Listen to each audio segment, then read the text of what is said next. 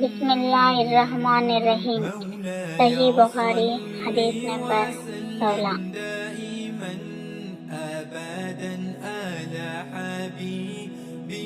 وہ نبی کریم صلی اللہ علیہ وسلم سے آپ نے فرمایا، 3 خصلتیں ایسی ہیں کہ جس میں یہ پیدا ہو جائیں اس نے ایمان کی مٹھاس کو پا لیا۔ اول یہ کہ اللہ اور اس کا رسول اس کے نزدیک سب سے زیادہ محبوب بن جائیں۔ دوسرے یہ کہ وہ کسی انسان سے محض اللہ کی رضا کے لیے محبت رکھے۔ تیسرے یہ کہ وہ کفر میں واپس لوٹنے کو ایسا برا جانے جیسا کہ آگ میں ڈالے جانے کو برا جانتا ہے۔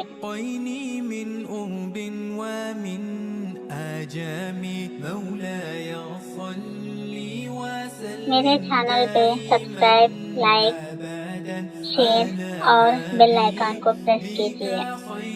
السلام علیکم۔